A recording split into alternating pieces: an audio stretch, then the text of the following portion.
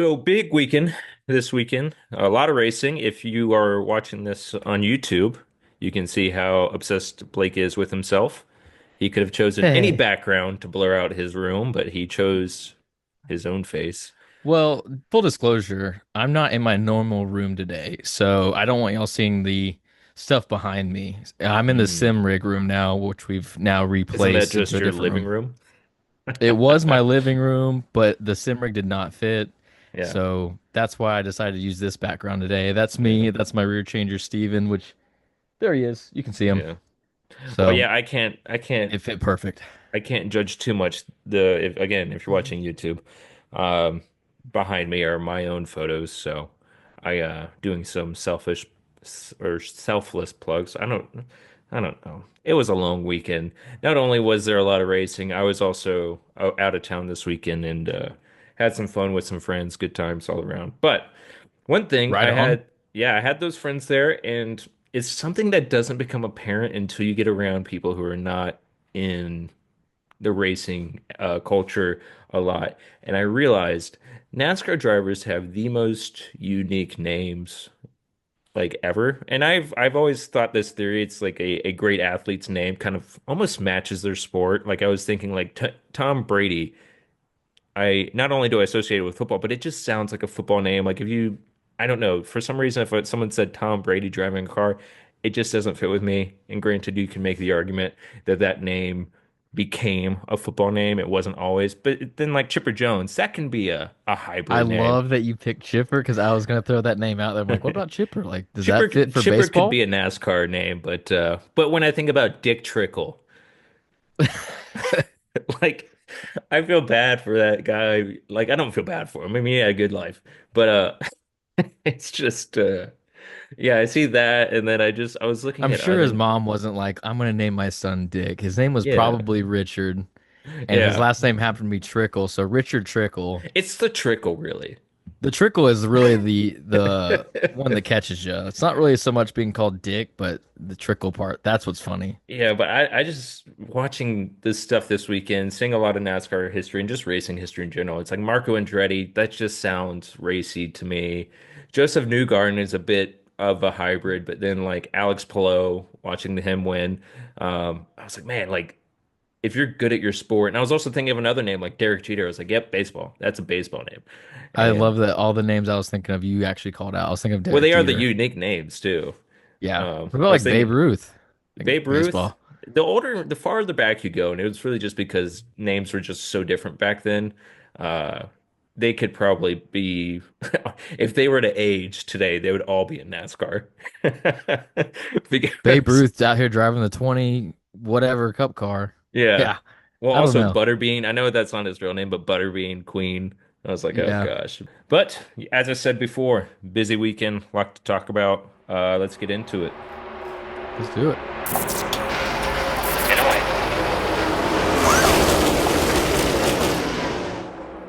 All right, episode 8. Let's get it on the road, starting with the truck race. Corey Heim, we'll just get it out of the way. Dominates.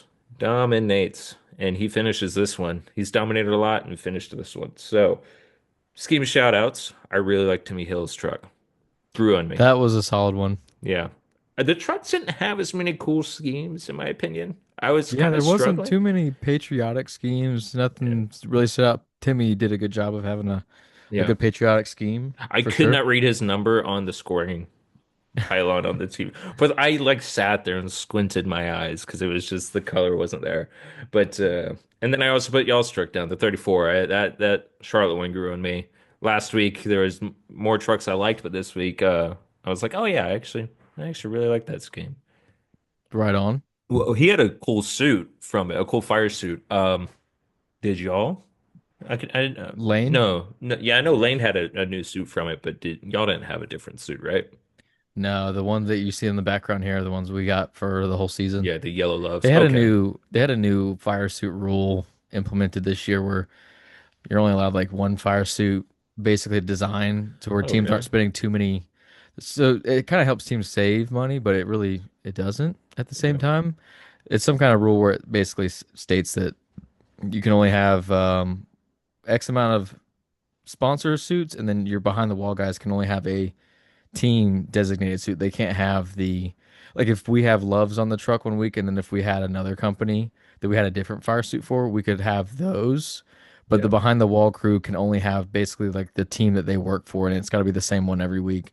It's a way to save money, but everybody in racing knows that if you save money somewhere, you're just going to allocate that money somewhere else depending on your budget. So Yeah. it really doesn't.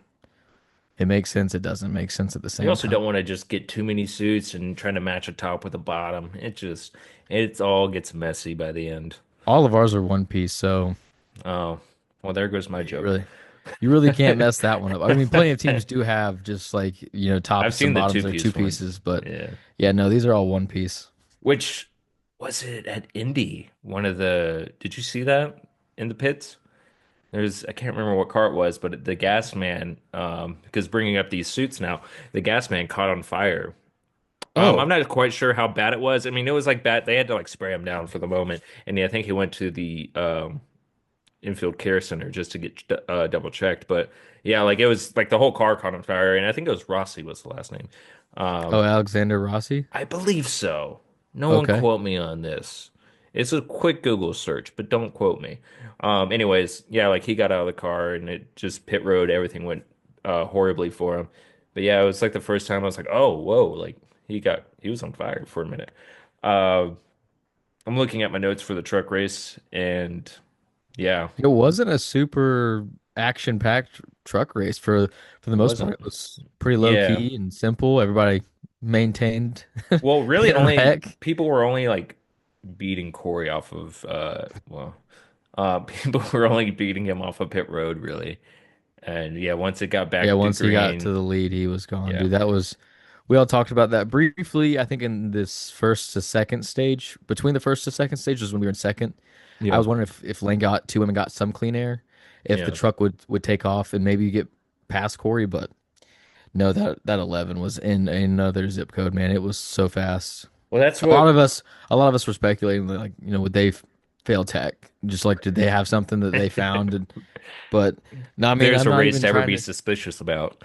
Yeah, I mean, he won by what, 8 something seconds? It was Well, ridiculous. it's the largest margin of victory at Charlotte ever. I don't know if I can't remember if that was Just categorized to truck truck or or ever. entirely. I would I think wouldn't, truck I because, wouldn't be surprised if that's the largest win ever at Charlotte. I mean, that's almost a third of the entire track. So, well, we have a couple, that's one of the two records broken this weekend for Charlotte, particularly. okay. Yeah, What's the Ross second one? Chastain coming back from last Oh, place to yeah. win was a record. I didn't actually know about that until he was celebrating last night that Yeah. he started dead last.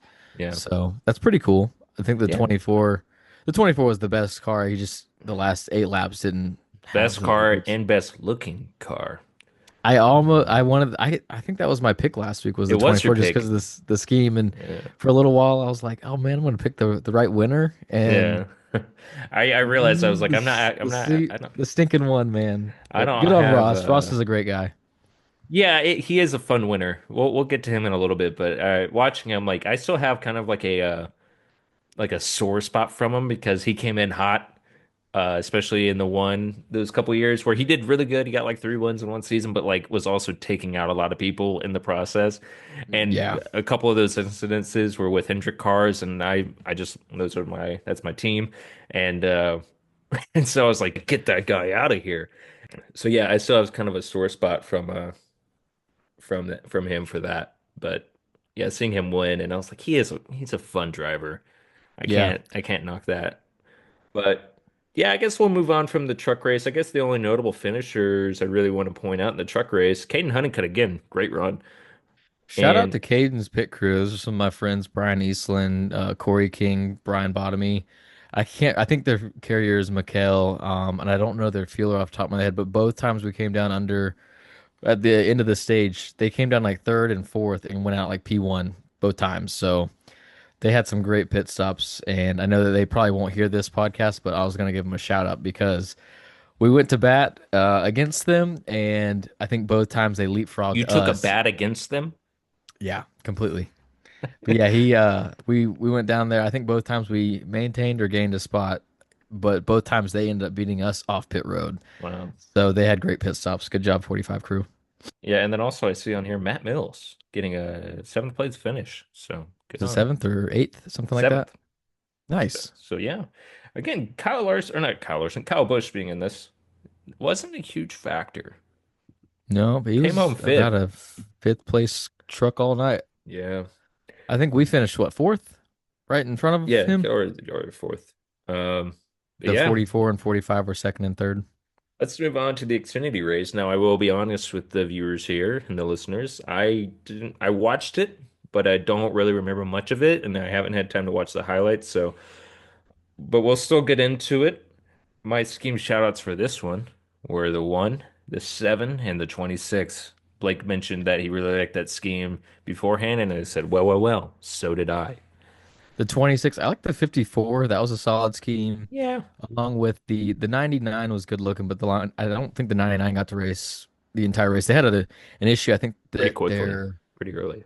their hauler driver Andre told me that they broke a truck arm, I think, or something like that, or Well, the that's track the bar. thing. It was the So wrong part. They had a truck arm when they needed a car arm.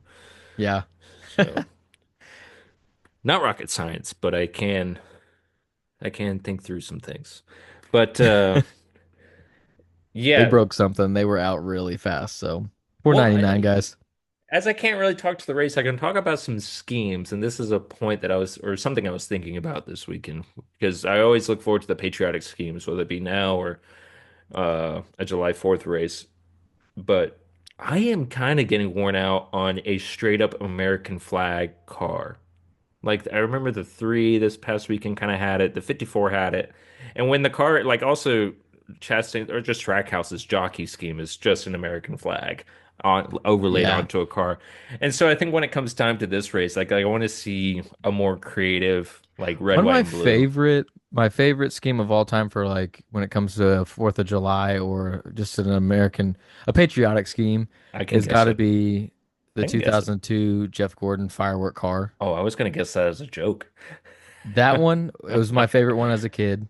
Yeah. I'll be honest, Brad Keselowski when he was still at Penske, it was just the American flag over the door. And it Hmm. covered like it was the white Miller Lite car with the Yeah. American flag over the door, I'd have to and it look that covered one. the two. I always thought that that was such a cool spin where it wasn't the whole car, Hmm. but you knew it was probably Memorial Day weekend or maybe the 4th of July race at Daytona. I'd have to look that one back up. I don't remember that one I at think it all. was 2017, Yeah. 2018. Those are I a just couple years remember he Jimmy ran it, Johnson had some pretty solid years of, I mean, there's the iconic one that I think he won in. I mean, I think the he won All-Star several race. times. Yeah, there are some pretty good ones from him. But yeah, y'all did what was going on with y'all? At one point I saw y'all in the top 10, but again, I don't remember if that was on a normal run or not. At the in the 51. I'm trying to think of how our day went to categorize it. It was more or less just kind of staying away from trouble. We had some brake issues. He was saying Yeah. that the brakes were really, really soft. Like he was really having to punch them to get them to even work for him. So we had a little bit of issues with that and a handful of other things. So some of it was just we were buying our time, and then Yeah. they started to wreck a lot at the end. Like there was a lot of cautions the last 30 or 40 laps. It was we didn't run a whole lot of racing under green towards the end. So Yeah. I think part of our strategy was hoping that the tires would kind of even out after 5 to 10 laps under a green flag run, and we would jump with track position and kind of hold our ground. But it didn't really work out for us that way. Well, I do understand that William Byron was giving us kind of a flash forward, as you may see, an insight into what the Cup race would be by him winning all the stages. Except he actually Yeah, finished this race he in first. dominated both Yeah, races for the most. I mean, I don't know what the penalty was on pit road. I don't know if he was speeding or if it I would was have like to look back up. uncontrolled tire, something that pit crew did. I'm not sure. All I know is after the second stage, he had to go to the back Yeah. because he was sitting at the finish line waiting to, fall to the rear.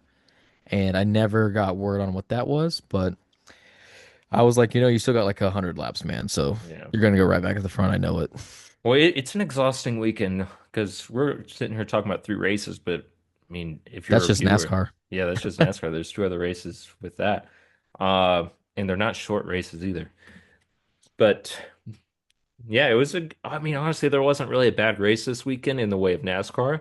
I can speak to the Indy race. I actually watched that one. I can't speak to Monaco, but some people had some good race, or some drivers had a good race in the Xfinity race. particularly Connor Zilic bouncing back to finish second after Yeah. being out for he was only out for one race, but a Uh, couple weeks. yeah, He was supposed for to do a sure. truck race. And then Sanchez getting third. That's kind of I felt like a bit of redemption from Texas doing so well and able to he was able to finish well here. And then Dean Thompson He drove that finished car. fifth, right? Yeah, Sixth? fifth. Yeah, he took that scheme and he put it in the top five. Yeah, the 26 looked awesome. I love that scheme. Yeah, and then there's two that particularly stood out to me. One being Josh Williams getting sixth place. I was really happy to see that. I like him a lot. Josh is And, awesome. yeah, and then Ryan Ellis in eighth. So that was pretty cool. Hmm. Yeah, So there's a bunch of people that I know that work for those teams that were hyped for those finishes. Charlotte is unique to me in the way that we've seen a lot of people get their first win here. And it just, if you were to put the track on paper, it wouldn't look like a first win kind of track for a lot of people. Being a mile and a half, and it's a long race, but you just think that the top dogs are the ones to just dominate the whole time. And I don't know, just kind of seeing how the weekend played out, and to particularly see some of these results, I'm like, it is kind of a wild card race in some ways that you wouldn't really think about. It's kind of an underdog wild card race in that way. So I guess we'll just go ahead and jump into the cup race with this. As we mentioned before, William Let's Byron go. does dominate. He's led like 280 something laps. But Ross Yeah, it was a Chastain gets lot. him in the last like five laps. So my scheme shoutouts for this one, I was really struggling because I tried to keep it to like three, but I couldn't because I really like the 84. I really like the 48. That one actually really grew on me. When I first saw like the renderings of it online, I was like, oh, okay, that's whatever. And then on the track, I was like, oh, I like that. I like that a lot. Nice. I put the five in there. It's just a good looking car. It's not patriotic, but it is good looking. And then the 24, I obviously. have to go 24, and I really like the 9. Like, I know that earlier in the week you had sent Yeah. me a picture of it, but I think the orange number was the flare for me that really stuck out that I liked It was a it, lot for it. it If it was just a regular blue 9, I don't know if I would have liked it as much, but I liked the orange number. yeah. Well, particularly the 24, I feel like the numbers were more neon than normal. Maybe it was just a different scheme, but it just made me really miss the Hendrick neon numbers. Yeah, they all had yellow numbers. Yeah, and the neon that highlighted the 84 reminded me of that as well. And I was like, I missed that look. But getting into the cup race, even my wife said this. It was a very good race from start to finish. For in this year, I really felt like I felt the length of this race. But it also kind of felt like last year's race. I remember last year's race, it felt empty for me as a fan personally because not only was it cut short, but like one of those drivers at Route 4 wasn't even in it. And he was a main storyline and everything. And that kind of, as it wasn't the story this year, but I mean, obviously Larson's day did not go as he Yeah. planned. I was Um, talking to Tyler Mon, which is his spotter. yeah. I was talking to him a little bit last time. I was like, man, y'all's day was not good What do anywhere. you say? We He should have was brought him just on. he was just like, yeah, it was miserable. No, I wouldn't want to bring him on after a weekend like that. Like, hey man, you want to come talk to us about how Yeah. crappy your weekend was, like watching your driver wreck twice? Yeah, that's we can get into that in a second as well, but I guess you can technically say he wrecked 3 times because he spun the first time, saved it, and then got wrecked later. And then that kind of yeah. officially ended their day. Yeah, it just there's a lot of talk around it. And I've been seeing, and one thing I can't really get on board with was that oh, what was it? I can't remember it at the moment. But I don't know. Like, oh yeah, it was kind of like the over advertising of the event. Hmm. And I don't really see that affecting Larson necessarily, other than maybe just media obligations. And always Right. like he was for the month of May just was always doing something. But yeah, I don't know. It was fun to watch him. He had a problem on pit road um at Indy at first, and then he started to get his feet back under him. It seemed like at least they weren't really showing him too much on the broadcast, but it seemed like he got his feet back under him and just got a little too greedy on the restart in Indy and got a little too far down. Apparently, he also shifted down to third, which they think may have. I don't know. Mm. It's interesting to see how the post race is playing out on this double because like last year he obviously qualified really well and then made that one mistake, and if he didn't make that one mistake he was probably in the top six. And this year to me I was He like wasn't. He wasn't just really even a factor in this year. no, and that's the thing. I think as we all know Larson is someone who tries to get the most out of his car, and I think with the Indy cars they are not as pushable as the NASCAR stock car is, in the way of like it will turn on you really quickly. And at least that's what it seems like from a distance. But You're I, saying rear end security for the Cup car versus the Indy car are a lot different. is that what he was saying? No, no, is that what you're kind of talking about? Rear end security is like it. The Cup cars don't step out like the Indy cars do. Yeah, and I'm just saying, I think with a stock car, you can push the car beyond its limits a bit more than an Indy car. Not this next gen is way less than what the previous gen in the way of stock cars. I feel like the previous gen stock cars, you could really just push it and get away with a little bit more. But I don't know. It just kind of seemed like in the Indy race, he made a mistake, an overcalculation that may have not cost him the race in a stock car. It may have just been a off throttle moment and have to restart the momentum and everything. But I just think he got a little too greedy, a little too confident going into the corner, and I think from what I saw, he got below the white line and then it yeah. changed. Well, he was doing You were that in driving. practice. You were driving now on a flatter surface, and the angle and the rear end stepped down because it changed the your contact surface with the rear wheels. It Yeah. then changes that, and then that's when he spun out on. But I could be totally wrong. That's just what I saw the two or three times I saw the I replay. think it's a mixture of downshifting, being too low, and just putting himself in a bad spot, which yeah, it sucked. We were driving home. We started it on our drive home and we were going and I was like, oh, dang it, Larson. But it was kind of whatever. I was like, at least he was actually being fairly competitive at the moment. Like he had regained some positions, kind of fought his way back, and then yeah, just again got a little too greedy, and then made me not nervous for him to get to Charlotte anymore. I'll say that. And then he got to Charlotte, led 40 I something didn't laps. realize this, but he was gonna have to park it during the Indy 500. I did not know that that was the time that they were supposed to leave Indy. They only had like 30 more minutes, so he basically got a 30-minute head start on going to Charlotte. But I didn't Yeah. realize that there was like 80 laps to go. I saw it was a tweet on X that someone said like we were going to have to leave in 30 minutes, and Hmm. there's 80 laps to go here at Indy. They probably had another hour worth of racing, so most likely the day would have ended for Larson having to park it so he could head to Charlotte. Yeah, the weather got him briefly too, which is crazy. Like just Back to back how, years. yeah, it sucks because yeah, weather just ruins a lot. Also, I want to go back and touch on something. I take it you got to watch the 600 last night. What did you think of Prime being the broadcast? I I was think gonna they did a get to great that. job. Yeah, my wife and I were I both like, "Wow, this is kind of eye-opening in how different it is."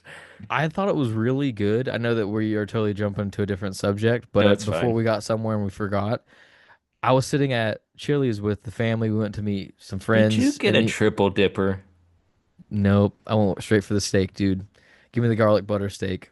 You should have gotten I the love that mozzarella stuff. sticks. I know you used to love mozzarella sticks. We did get Moz sticks. Those were freaking amazing. Yeah, I But went there a couple weeks ago just for the sauce mutts. yeah, they're huge, dude. They're big But old bricks. they're like 500 calories a piece. Don't care. I'll eat them all. Yeah, if you're going to Um, Chili's, don't who cares about the calories? yeah, it was awesome. We were, but I was asking the lady because they had tennis on, like on all four TVs. I'm like, hey, can we put the race on? And she was like, yeah, we can do that. And she came back a few minutes Did you later and show said, her your background? You're like, put the race on. This is me. yeah, I need this. This is part of my livelihood. Yeah. But no, I told her, I said, yeah, can y'all put the race on? And I totally forgot that it was going to be on Prime. And so when she came back over and said, hey, we think it's on Prime and we don't have that, I looked at her and I was like, I'll give you my account information if you want to put it on. And she laughed, but I totally forgot that they weren't showing it on Yeah. regular cable network. It was on Prime. And that's when we went home and I was like, oh yeah, I gotta go check it out on Prime. It's not on, Yeah. Fox this week anymore. So. Yeah, that was. I thought they did great. Like I thought Corey LaJoy. I don't remember the lady's name that was also like one of the hosts and stuff that was talking, but I thought they did well. It was Steve Letarte and the a couple other guys in the booth, Dale Jr. with Yeah. who was the third one? I cannot remember who the third one was. Double A. Yes, so I thought that they did Yeah, I thought they all Adam did great. Alexander, right? Yeah, I I was thought going that they through all every did. A name in my head. Yeah, it was. I think that they all did an awesome job. Steve Letarte, I think, is still just such a good commentator. He's Good got good insight. clarity when he talks. Good, yeah, absolutely. He's got great insight. That I think that they need to keep Steve Letarte for sure Hmm. around as an anchor or just overall speaking when they're broadcasting. I think he does a great job. Made me miss Dale. I didn't realize I missed Dale that much. Yeah, Dale's a character, man. His somebody already put this out there, but his passion for racing is just infectious. And like NASCAR has always had a commentator with interesting voices, and his southern Like uh Daryl Waltrip, that's the one yeah, that sticks out to me. Darrell Waltrip, but then also, I mean, even Lee Diffie, but like you go back to the 90s, and I don't know his name, but man, it's just such a thick accent. You can't even understand what he's saying half the time, but it's still fits the vibe and the atmosphere of it all. And I think Dale is very much like that. He has a passion for it, and yeah, he just loves it. And then to watch Carl be soaking in the atmosphere as well. Every time they'd come back to him, he'd be changing the topic he had in his head 5 minutes ago, and but verbally saying that, which was kind of fun. And yeah, Corey being there and having that fresh experience of the car, or the active experience in a car is great. And yeah, I thought the woman that was paired with him was really good as well. But yeah, we were just pleasantly surprised the whole time. It was kind of like, oh wow, like yeah, Fox does have some issues to fix, and this is really well done, and it shows. And also, I really liked what they were doing with Charlotte with the drone work that they were doing. It almost seemed Yeah, like they were getting closer and closer to the track, which was really, really cool. Really enjoyed that. Their yeah, just their drone work was really good. I don't know. I was, I was very impressed by it. I'm curious to see if they can keep it up with Nashville as well. So, heck but yeah, yeah, I appreciate you bringing that up because I knew I was gonna bring it up, but I also didn't write it down. So, yeah, definitely really fun, really cool. And I guess to wrap up the Larson talk, yeah, it sucks that he also like he qualified really well at Charlotte, and I was like, okay, like at least he can get to Charlotte and have a good race. And then yeah, the car steps out from him within about 40 laps. But yeah, it was if you're a Larson fan, this weekend was not fun. And as I am not like a just Larson fan, but it was like, you're excited to see this took the double. wind out of your sail. Kind of, you kind of just sit there and like Charlotte, I had fallen asleep at the start of the race, and when I had woken up like 2 laps later, Larson wrecked. So you So didn't even get to really see him race. yeah, I was like, oh, I didn't even know he was leading. And I guess Briscoe had a problem at pit road. I don't know if it was at that point or not, but yeah, I was like, so then you just watch the 24 dominate from there on out. And yeah, yeah, I hope he does it. I don't think he's gonna do it next year, but I hope he does try it one more time at least, in my opinion. I think the third time's the charm in a scenario like this. I think it's coming together. I think the weather worked out better this year than last year, but last year his results were better than this year, even with a DNF or not even attempting Charlotte. But yeah, just a rough day for the five team overall, and yeah, I think he already said like the timing of the Indy 500 to get to the 600 is almost impossible. Like everything has to go right, no delays. And I do see that. I'm curious to go back to like when Tony did it or Robbie Gordon to see like what the timing different was there because like was it always this tight or was I this wondered that too. yeah. I was wondering that last night when they showed him flying away from Indy, and I Yeah. was wondering when they were saying like they had to leave in the next 30 minutes or so. I was wondering that exact question. I was like, how much do they have to like get the race in? Like, what if Larson had won? Yeah. It's a super long shot, but what if he Just won take the the milk to race? go. Yeah, you're just gonna take your trophy and be like, all right, guys, I gotta go to the other racetrack. Yeah. Like, I think Indy would like have a cow if their winning driver for the race wins and then immediately is like, all right, I'm leaving. I gotta go to the other track. I just think that they would like roll over in their grave, you Yeah. know, frustrated that that happened. Not that Not that the likelihood of it to happen is, but I mean, last year he had a really good car. He ran really well, Yeah. and a couple little accidents and some luck, like he could have ended up winning it. So Well, that and Indy in general was an interesting race. I don't normally watch IndyCar a lot. I'll watch their Long Beach stuff and I'll pay attention to them enough. I I like Joseph Newgarden. I think he's a fun guy. But yeah, I mean, all of Indy, it seemed to be a pretty dramatic race month. Just with the Penske penalties, a lot of guys were wrecking in practices and stuff. And then watching the race, it was just I felt like big players were being taken. I mean, Scott McLaughlin wrecks on a pace lap, and so he yeah, that doesn't was even get a interesting. traditional lap. Yeah, and then I I can't thought remember who something else. broke when I first turned it on. I thought something broke. I think I turned it on when they were like at lap 10. Yeah, I'd just gotten home or something and I missed it. But yeah, I was really confused. I was like, why is McLaughlin getting interviewed? And they showed it. I was like, did something break when he was, it just seemed heating up like his tires, yeah, the swerving? scenario of it all just didn't work out. The elements were against him in that, but yeah, it was a weird race, and then like the Newgarden was on a tear by IndyCar standards, on a tear, making his way methodically through the field, and then just fuel pressure issue on pit road. Yep. And yeah, and then but it just seemed like that. And then like people like Connor Daly, and again, I'm not huge on IndyCar in the way of like I know who these big hitters are. I know, obviously a Penske car is a big hitter. Or Scott Dixon was another one, laps down from brake issues. And so it's just weird to see all these big names, and then but obviously a big name still wins it. But yeah, Connor Daly seemed to be really competitive at first, and then yeah, it seemed like an interesting race for that series. Very dramatic, and man, the scale of that race is insane. Really Right. watching the press for it, really watching How the many lead up people to are in the it. crowd It's too? insane. It It's looks completely packed. it looks Completely. it looks both futuristic and nostalgic at the same time, which is weird Yeah. because if you look at a NASCAR race, the 600 like it was pretty full, but it wasn't like what it used to be. Whereas Indy has not downsized from what I understand. And Right. so they're like sitting there, and I remember the angle was just down the straightaway as they're talking, it's like there is not an empty seat. Oh my gosh, like that's crazy. Infield, turn three. It didn't matter. Like seat was Yeah. filled.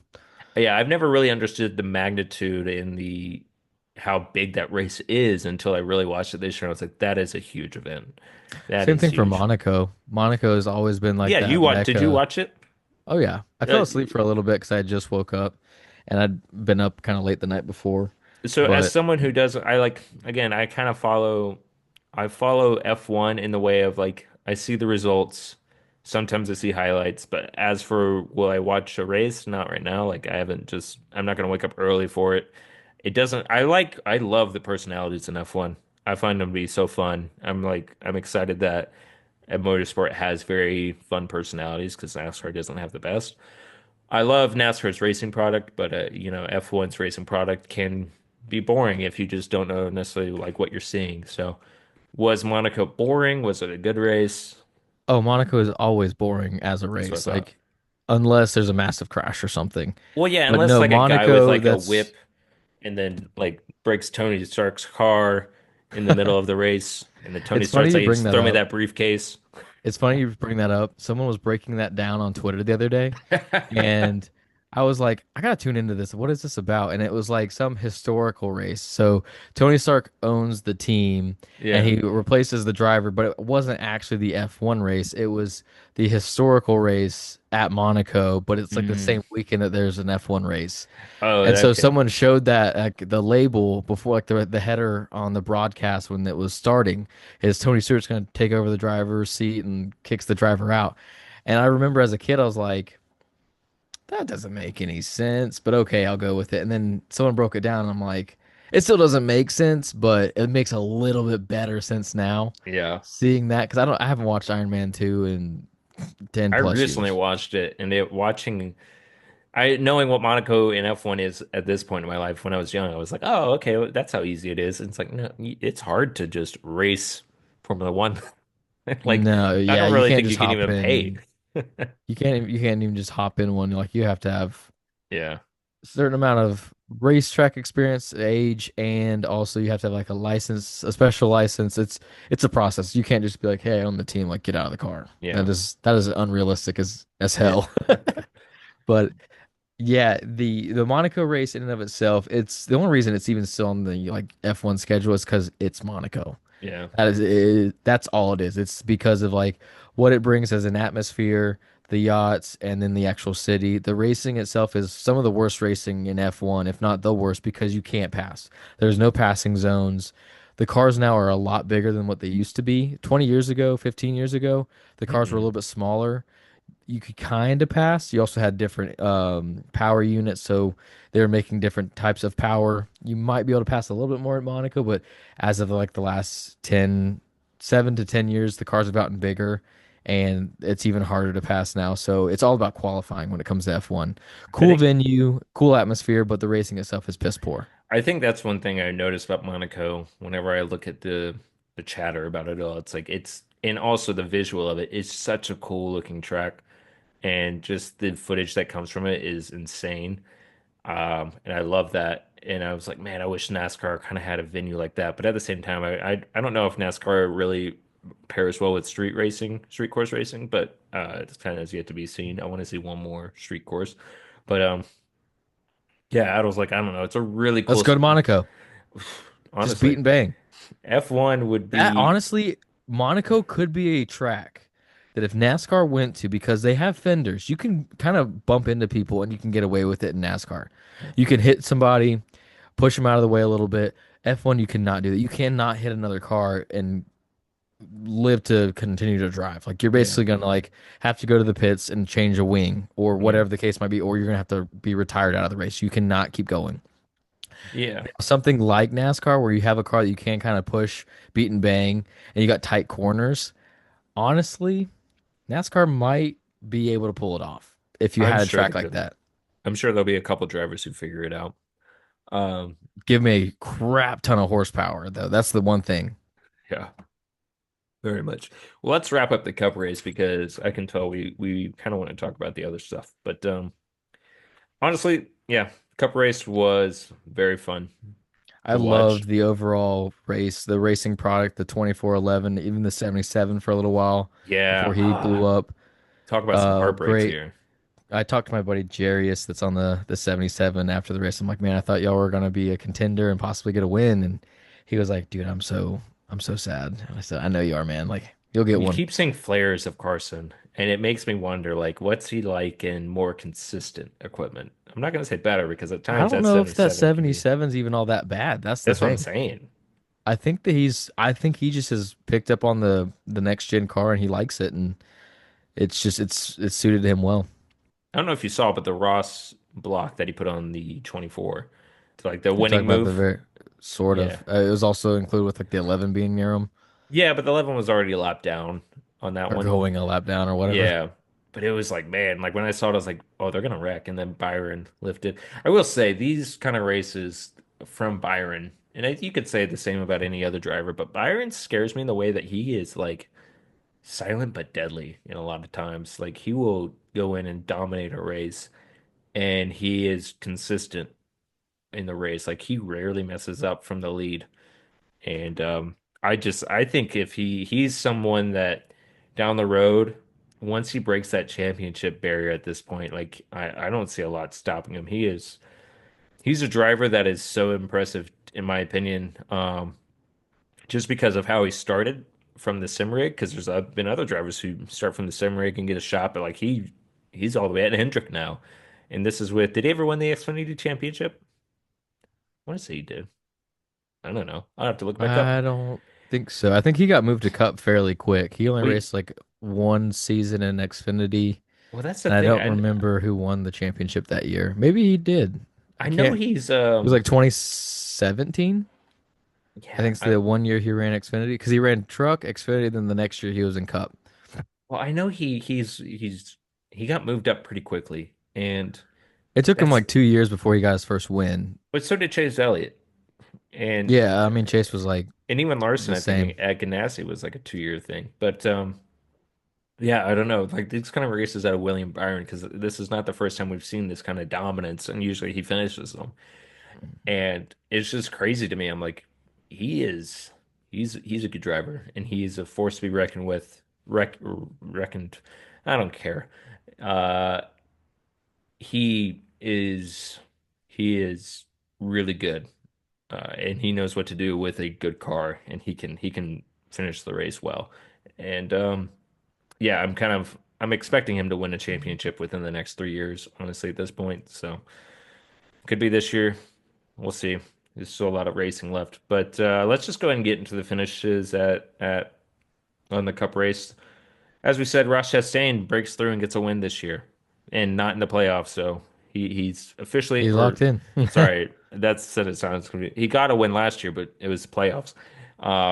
But yeah, he got himself locked in this year, and he is carrying Trackhouse right now, which I will give a shout out to SVG. He did come in 14th in this race, so good on I him. saw he That's an had some oval. speed. He Good did. stuff. He did. And I hope that that was a step in the right Connor direction. Zilic was also running last night in the Yeah, I 87. think it I don't was know where he like, finished though. I think it was low 20s. I want to say like 23rd, 24th. But yeah, one big shout out we got to give is AJ Allmendinger. This was not a fluke good finish for him. This was like they had a car that was top 10 or top five all night. Like it was a good car.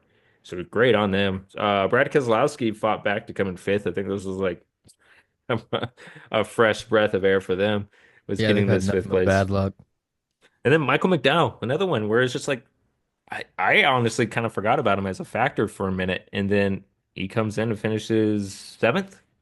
So yeah, and then Noah Gragson gets a 10th place finish. That's what I'm saying about Charlotte earlier was that it's a wild card race in that sense of these guys who are not there on normal weeks are finishing in the top 10. And it's Yeah, it's interesting, especially being a mile and a half that we expect Hendricks and Joe Gibbs and Penske cars. Penske was nowhere tonight. Blaney Blaney showed got some wrecked. some life at one point, but then immediately got wrecked, which was a funny thing on the That's been broadcast where his they're luck this like, year. He's either like top five or winning, or he's out. he's a bit of He's at like wreckers and five. He's at shakers. like five DNFs this year, I think is what they Yeah. said. Well, it's funny on the broadcast. I don't know if you saw it, but Junior was like, and look at here comes Blaney. And then immediately Blaney wrecks. He's like, never mind. That's awesome. I didn't catch that part. But also like Logano at one point on pace was like 20s and 30s and wasn't nothing wrong in the way of like a mess up or anything from what we could Crazy how you see. go from leading X amount of laps at Wilkesboro last week to pretty much being on pace to win the race. And then this week you're not even you're Yeah. barely on TV. Yeah. That's And I how bad think they were. Cindric like clipped a wall at one point, and so he was just putting He was around the several whole laps time. down.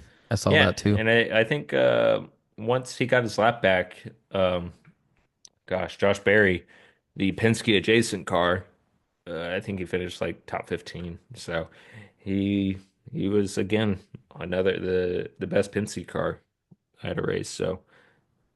Um so as we said earlier, we're talking about Larson.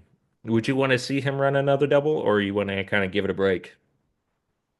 I don't know. I have two thoughts on that. I think some of it's do it again if you can make it happen, but at the same time, you've tried twice. The second time was fell way short compared to last year. I think last year you left on such a note that man, like if you hadn't sped down pit road, what would the outcome have been? Can you win this race, or is it just a cool story? This year you wrecked out not even halfway through the race. And then also what we kind of mentioned earlier, it's such a crunch in time. Like, is it worth having this stress for trying to do both of them? And you're only going to continue to get older. So is that going to become a factor? I think Bob Pockers talked about maybe when Kyle's not running Cup full time anymore or something like try to do both of them. But then I think the age plays a factor. Like how sharp are you when you have retired out? To then you're like, oh, I'm going to try to do both of them. It's like I think you still have to do it while you're in your prime, just because you're your best. You can bounce back because these races are physical. I mean, for me, even in my fire suit after these long days, you're tired. So trying to do that twice and having a small break in between, it takes a lot out of you. So it's also you got to be in good shape and have, the people around you to help recover. While you're hopping on a helicopter and hopping in a plane to head to Charlotte. And Yeah. like we also were saying a second ago, like these time slots, do these make sense to even try?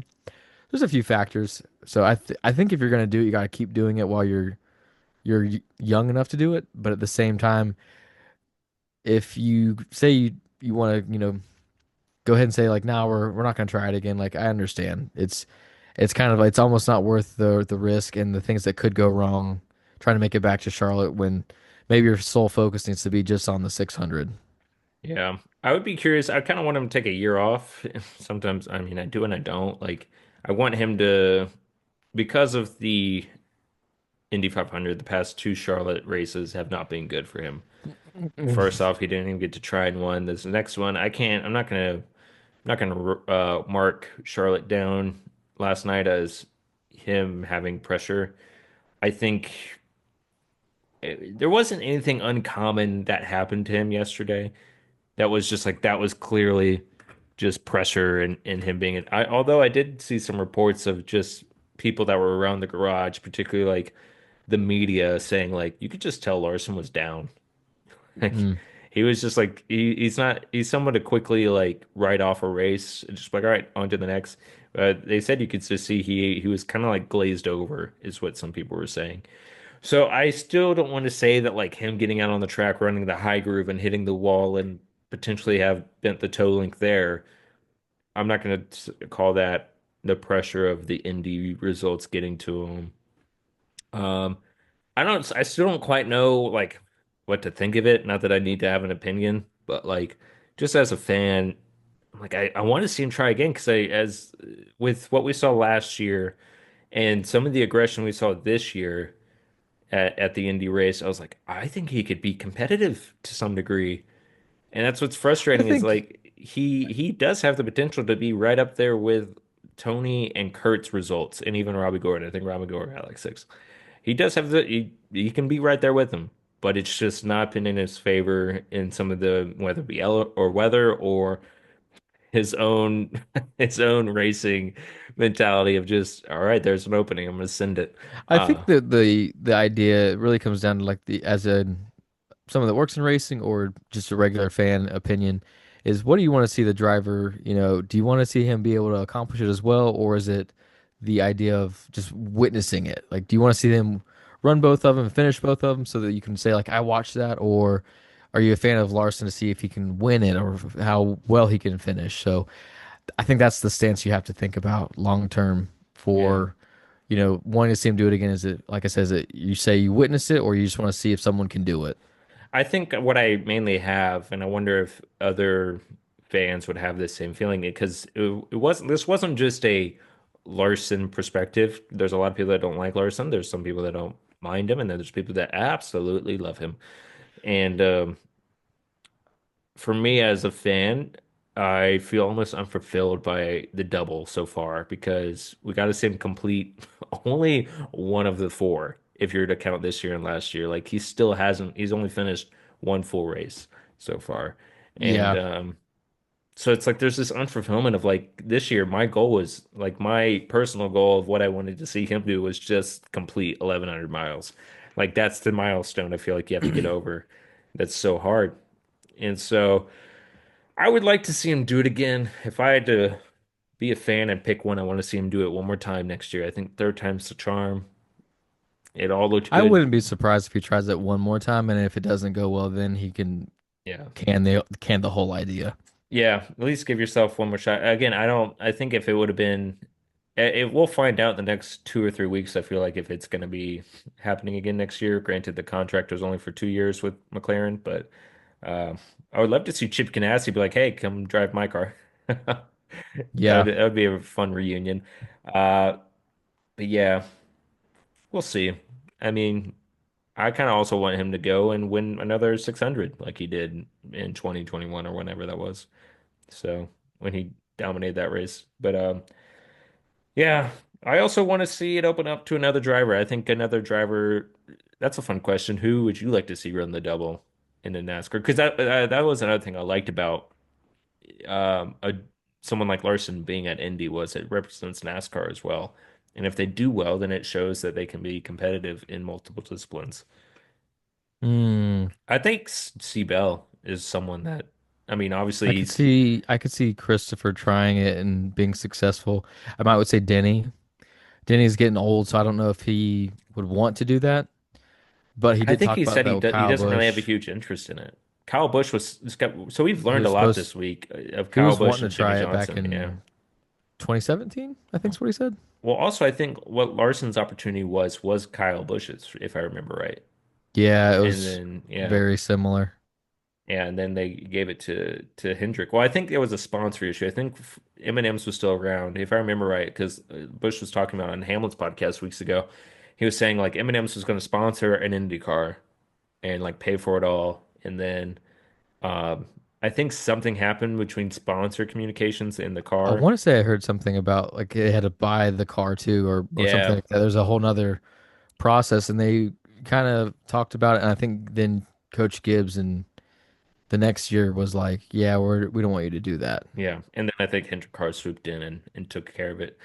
But yeah, I think C Bell is my top prospect of it in the way of like similar skill set with Larson's. Obviously, like I've always put Larson, Reddick, and Bell in the same category of driving style. Like we'll always go to the top, we'll always push it, and can make something out of nothing in a lot of races. But yeah, I think Seabell has a really good skill set to go over there and be competitive as well. But that's the thing. I don't know if Hamlin could. Hamlin's a good enough driver to adapt, but again, it's just not his style in the way of racing different disciplines. So I don't know. It'd be interesting. Um, let's go on to this next question that I kind of want to, or topic. I would say it's not really a question. I have an updated opinion on grass versus turf. I Let's would hear like it. to see turf on because, and it's not because Larson's car didn't get wrecked or anything, but it was more of like, oh, okay, there's still potential for nobody wants to go through the turf, but at least it doesn't ruin the car's day. Because kind of seeing that at Texas, where we saw it like ruin the car's day, I was like, oh, that's it's an interesting element to have. Like, obviously, you don't want to go in the grass. So to me, if you have turf and you have grass, or turf versus grass, at least turf won't ruin the car's day. There still are some elements there. I think we saw you can still flip, as we saw from Chris Buescher years ago. Could still flip, Yeah, still a it did possibility. rain. But yeah, again, like just because you're sliding through the grass, I mean, Kyle Busch did it. He slid through the grass as well, and it didn't ruin his day. He came back to finish 15th. So I like turf overall because grass is too much of a killer, I think, by the end of it all. Yeah, I like I don't the disagree. traditional natural element of grass being there. At a place like Daytona, I don't know how logical it is to do a whole thing of turf because that's even bigger than a football field, right? But Oh yeah, it's a lot. well, I guess I'm not. I'm kind of forgetting about the turns as well. So I don't know how feasible it is there. And normally they're not really spinning through the grass all the time. I mean, sometimes yes, sometimes no, but maybe not as common as these one halves. But I don't know. It was kind of a an interesting thing I observed where I was like, oh, that's what that would look like. Okay, yeah, I like that better. So we kind of touched on this earlier, but I want to go back to the kind of F1, kind of the overall weekend where we saw F1, IndyCar, NASCAR, three biggest racing series in the world at the moment. Um, you watch F1, obviously. You talked about it, and you've watched it several times. You've played it on iRacing as well, as I am a spectator on many accounts of F1. Um, what do you see as the biggest difference in the racing disciplines and also the promotions of the sport? Promotions as in like how they promote NASCAR, how they promote F1. Yeah, kind of. Because for me personally, like obviously NASCAR is not where it used to be, and even when NASCAR was at its peak, like it was bigger than what F1 is in a way now.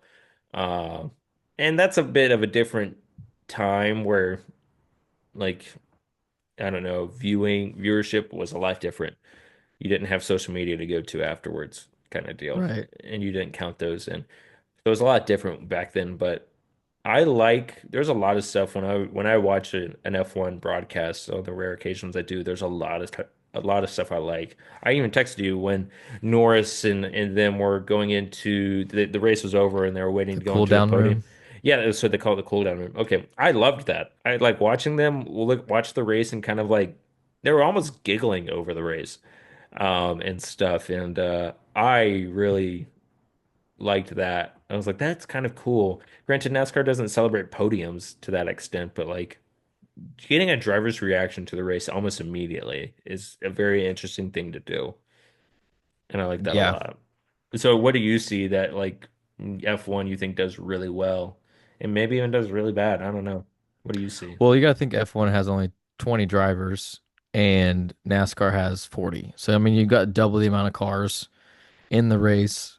Yeah. And then also you got to compare like budgets and stuff. Like, I mean, an F1 Ooh, team's budget is huge. like 10 times what one cup car is. So Yeah. it's an insane difference. It's not really like comparing apples to oranges, but in a way it is. It's still racing, yes, but it's really hard to even try to explain that because one's international, one's not. I mean, it's we're going to Mexico, but it's still that's the only race we're going to that's quote unquote international. So it's kind of hard to compare, but I think the one thing that F1 does a great job of is really showcasing the drivers and the teams. Then I think NASCAR, it's kind of got the it's got like a dozen drivers that they really ponder to. Hmm. And I mean, for the most part, they kind of stick to those drivers. And I think anything 20th to 40th, they don't really do a whole lot of talking about. They really maintain like the front of the field.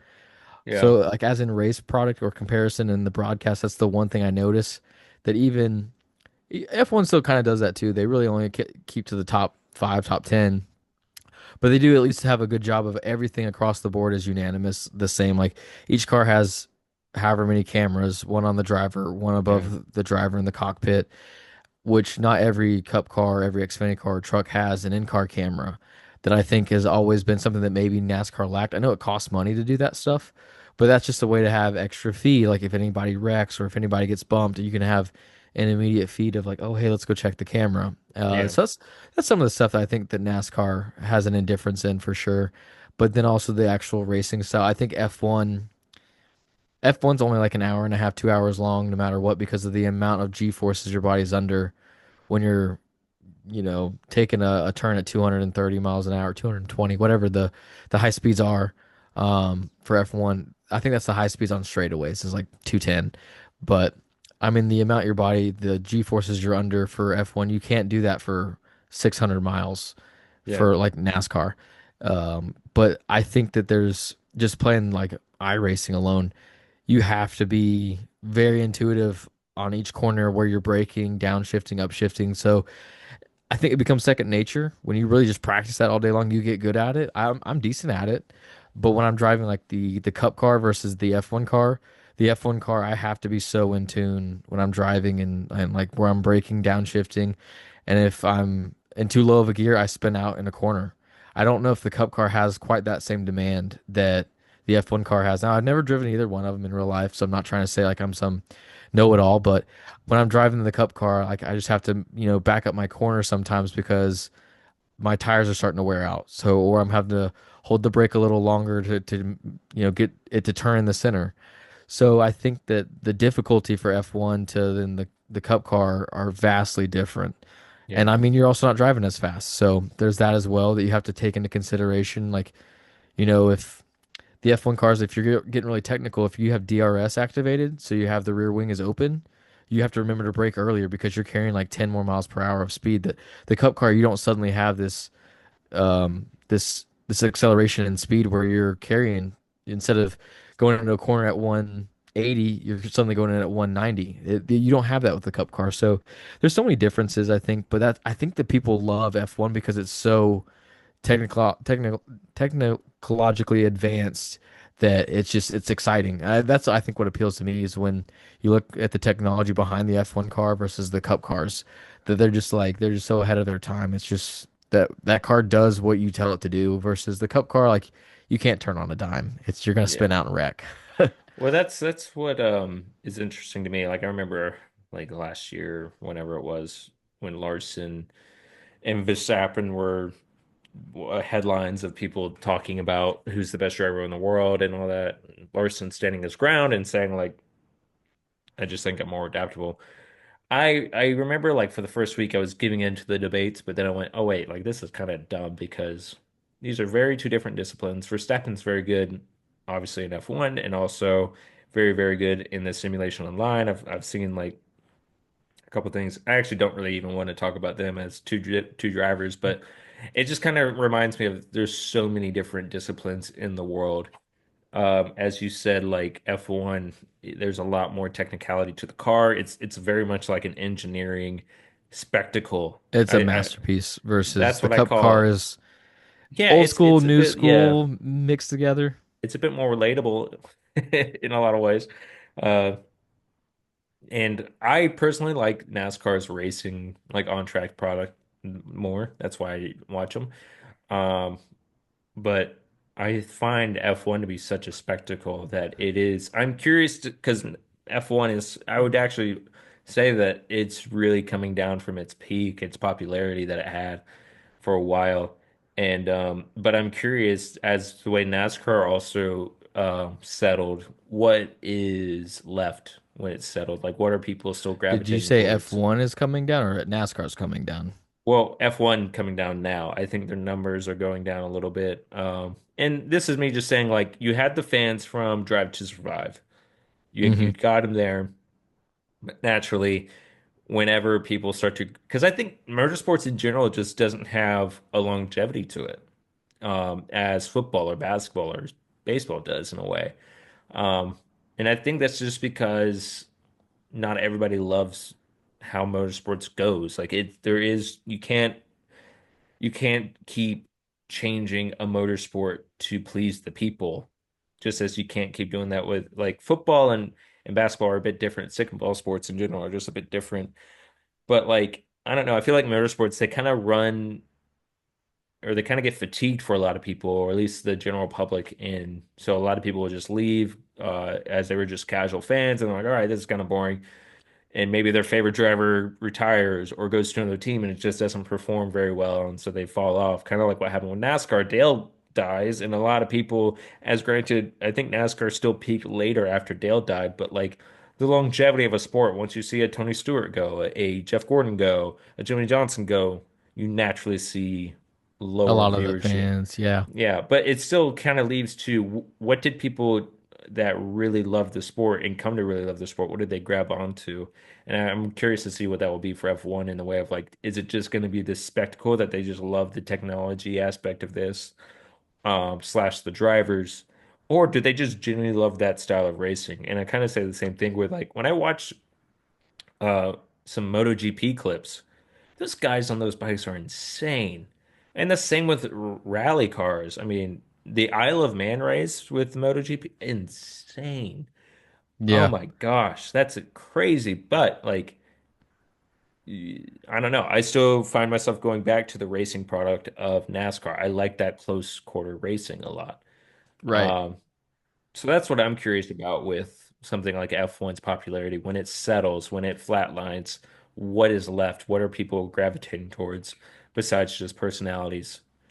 Yeah. Because I will Yeah, it's say hard this, to like it's F1 hard to has say. some great personalities, just like NASCAR did. And NASCAR's they're still NASCAR there. is very watered down now. I think that's the one thing that really is a Yeah, difference from the 80s, 90s is man. there used to be more grit, more country boy, more fighting just because the fighting now there's it's a lot of PC stuff. Like I mean, if you go around acting like that, you might lose your ride. And I think that's the one thing that's really cost NASCAR in a way is everything's too PC. Cost them, but I kind of get it. I get it and I don't like it's to me I think there's more. I think NASCAR, I think Prime showed a good example that NASCAR has a lot of improvement on the broadcasting side and their marketing side. I think the accessibility that Prime was like, man, I just turned on the app and it was there. Granted, that's probably because it markets towards me, but like it was easy. And then they Yeah. also are like advertising their store on the I think app. there's several things that NASCAR can do as a whole, whether that's streaming, like if Netflix one day gets involved and says we're going to stream a couple races a year for you guys. Yeah. And I think the one thing is that really at least stands out for me is when I'm watching an F1 race, you have access to every driver. Like I was saying, when you're watching, they'll just tune into someone's in-car camera, like just Hmm. right over the top of their head, or they'll start looking at their face with, I mean, they're wearing their helmet, but Yeah. there's so many cool little camera angles that I don't know if NASCAR has that if they could find a few different camera angles, every driver, and stuff, and like when you're streaming it, have ad access. I think that's the points that people want to be able to see, because if you're just sitting there watching the cars from atop the grandstands and they're just making laps, it does kind of get dull after a while. Like you are like, okay, I want to see something else. So if you Yeah. can kind of constantly have the ability to have different car or camera angles inside the car, outside the car, but you rotate them continuously. Like I think that's really, they talked about Denny Hamlin last night. They watched his eyes a Oh lot. gosh. Yeah, the clear visors So were actually a big thing.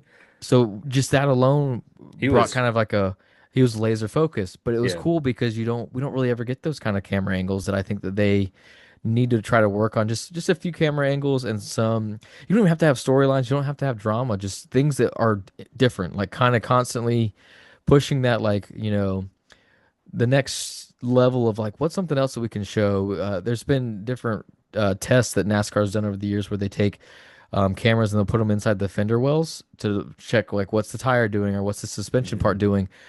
I know you can't really do that because that's what teams pride themselves on. Like if they find something that's an advantage, you can't give that away. But something like that would be really cool. yeah, Thermal cameras. F1 has thermal cameras built into those cars. that's cool. They don't show that on the broadcast, but I mean the teams have access to that. So there's all hmm sorts of different kinds of things you could show. Maybe even like the aero drag systems, like how the air is hitting the cars and stuff. That maybe you can talk more about. There's several different Yeah. things you can add, but that's It's just hard for. because, like I said, you have the casual fans who are there for a storyline, Max versus Lewis. That was a huge thing at the moment, and it played so well. I mean, that's really what made F1 boom for this past couple years. It's just it timed so well with that storyline, and it ended fantastically. No, I don't care what side you're on. It's just, you can't write that kind of ending naturally. Yeah, for And sure. so, Unless you're a Lewis fan, you didn't like that ending. yeah, you can call a conspiracy on it. But yeah, it's one of those things where I don't think NASCAR will ever get back to what it was. And I say that almost about any motorsport. Like once F1, and I do think this will happen, I just think motorsports, like I said, naturally kind of have a They kind decline. of taper off. Yeah, they'll taper off, and I think if you're at 30 million viewers a race and you taper all the way down to 2 million, which is where NASCAR's at now, that's your flat line, and that's with NASCAR mishandling its own sport a little bit, or a lot of it. But I think they can build back up and get maybe double the viewership and everything. But yeah, I am curious on how they should do it, how they can do it, and ultimately it comes down to, in my opinion, to gain popularity is to let a superstar come through. They also need to be matched with a good personality. I think Max Verstappen's personality is very funny in the way that he's very relatable in the way he's like, "No, I'm not going to go to the movies. I just want to stay home and play games." Did you see that? Yeah. It's like I just want to stay home and play games. Yeah. Um, No, I think that's awesome. and also he's very blunt when he gets out of the car. I like that a lot. We see that a lot actually out of NASCAR drivers, but I don't know. It's kind of one of those things where I'm really enjoying the sport, and I do find that if you can get people in and explain them the race, they'll enjoy it for the moment, and which is really cool. So, but let's call that a podcast for today. Yeah, episode Well, 8 actually, in sorry, the real quick, books. Nashville, and I'm not gonna do truck or Xfinity. Blake is already gonna go with the 34 and the 51. I'm gonna go. I would say for the trucks. Let me look back up here. I'm gonna do a wild card. I'm gonna say Caden Honeycutt gets his first win, and then Xfinity. I'm gonna go. I'm gonna go. Who should I go with? I'm not sure. Who should I I'm go trying to with? think. I don't I'm even trying to know who think I who. would pick. Sammy Smith, not Sammy Smith. Sorry, Sam Mayer. I'm gonna go Sam Mayer at Nashville. All right, Cup. What are you gonna do at Cup Cup? predictions. Yeah, Mm. I got my prediction. Yeah, he's probably already won there. And his name is Kyle Larson. No, no, it was gonna be the 48. I'm gonna go Alex Bowman. I feel like I'm gonna Alex go Bowman's with, getting due. let's see. Getting due. I just said that. He's I'm gonna due. go Blaney again. I know I picked him one other race, but I think he breaks through He is and a he driver finally you gets can that win. constantly pick. Yeah. But I will say I would find this to be more of a Penske uh in Gibbs kind of track. A little bit flatter turns. So, and fuel mileage. Oh boy, don't take me back to last year. That was crazy. I don't even Yeah, remember how many laps he went, like way an too many, ungodly I'll say amount. that. Yeah. All right. So we'll call that a podcast for today. This has been 10 away. It's time to go away. Yeah. Good luck, Hell Blake. yeah. Good luck Thank this you. weekend. All See you, right. dude. In a See way. ya. 5, 4,